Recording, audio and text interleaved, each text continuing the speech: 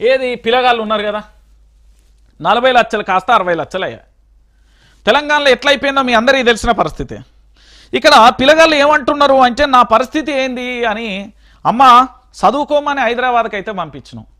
నేను గంజి తాగినా గడక తాగినా 5 రూపాయల భోజనం చేసినా లేకపోతే వాటర్ ట్యాంక్ నీళ్ళు తాగినా మంజీరా నీళ్ళు తాగినా నా కడుపుకే తెలుసు, నా బాధకే తెలుసు.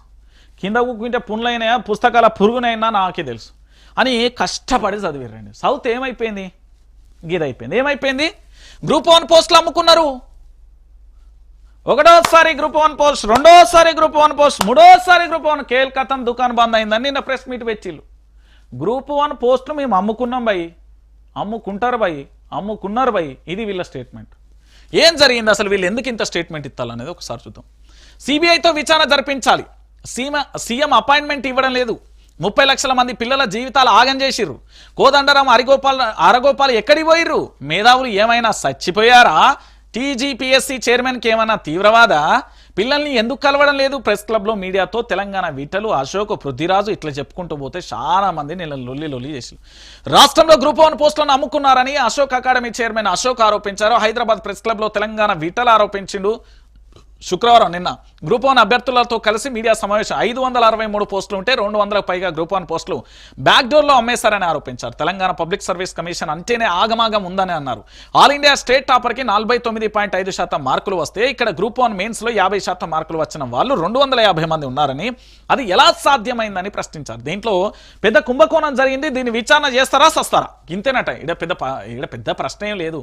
ఇక్కడ విఠల్ కానీ అశోక్ కానీ పృథ్వీరాజ్ కానీ ఆ గ్రూప్ 1 ఆస్పిరెంట్ సంబంధించిన విద్యార్థులు కానీ నిరుద్యోగులు కానీ వాళ్ళు అడిగేది ఒకటే, గ్రూప్ 1 పోస్టులు అమ్ముకున్నారా లేదా? అమ్ముకుంటే ఎంతకు అమ్ముకున్నారు? ఎందుకు అమ్ముకున్నారు? మరి మా జీవితాలు ఏంది, మా బతుకులు ఏంది, మా కథ ఏంది అనేది పంచాయతీ సురువైంది. ఇక దీంతోనే ఆగమైపోయింది. ఒక్కసారి తెలంగాణ రాష్ట్ర వ్యాప్తంగా ఓ బిడ్డ, ఓ లచ్చన్న కొడుక, ఓ బుచ్చమ్మ కొడుక, ఓ ఎల్లన్న కొడుక, పరీక్ష రాస్తాం అంటే కాదు బిడ్డ, ఏదో గ్రూప్ 1 అట రాసినావా? రాసిన మరి ఈ టీవీలో అమ్ముకున్నారట కాదు బిడ్డ. నువ్వేమో ఇక్కడ ఏంది మొత్తం ఇక్కడ కూకొని చదవ ఇచ్చాడ పైసలు పోయినట్టు ఏడా నౌకరు వస్తుందిరా, దా బాయికాడి పోదాంపా అనే కాడికి అయిపోయింది. కూలి పోదాంపా. మనం నీతి నిజాయితీగా ఉంటే ఉండనిత్తలేరు. ఏది అసలే కలియుగమా? ఇగో గిట్ట అయిపోయింది. ఇది రాజకీయ పార్టీ. ఇక మరి వీళ్ళ విమర్శలకు ప్రభుత్వం ఏమన్నా మాట్లాడిందంటే గప్చుప్ జిప్పేసిన పరిస్థితి కనబడుతుంది.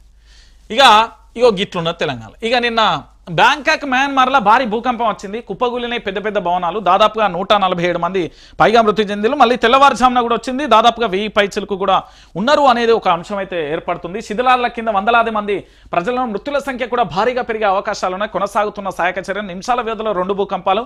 ఇక థాయిలాండ్లో ఎమర్జెన్సీని ప్రకటించిన అక్కడి ప్రధాని బ్యాంకాక్ ఎయిర్పోర్ట్ లాక్డౌన్లో వేసేసిన పరిస్థితి కనబడుతుంది. ఇక నిత్యం పర్యాటకులతో కలకలలాడే బ్యాంకాక్ ఒక్కసారిగా ఉలిక్కిపడింది. శుక్రవారం భారీ భూకంపం రావడంతో మృత్యుఘోషలు వినిపిస్తున్నాయి. బ్యాంకాక్ మయన్మార్ దేశాలలో భూకంపం ధాటికి భారీ భవనాలు క్షణాలలో నేలమట్టాయి. అప్పటి వరకు ఆహ్లాదకరంగా ఉన్న ప్రదేశాలు కలహీనంగా మారిపోయాయి. పేకమేడలు కూలిన భవనాల కింద చిక్కుకున్న బాధితుల అరుపులు కేకలు అందరినీ కలిసివేస్తాయి. భూకంపం ధాటితో థాయిలాండ్ దేశంలోని ఎమర్జెన్సీని ప్రకటించింది. ఏంది అంటే ప్రజలకు మంచి చేసే దేశానికి ఏం కాదు.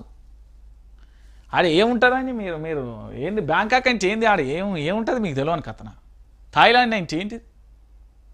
ప్రకృతి కాదు, అన్నిటికీ సమాధానం చెప్పే పరిస్థితి వస్తుంది.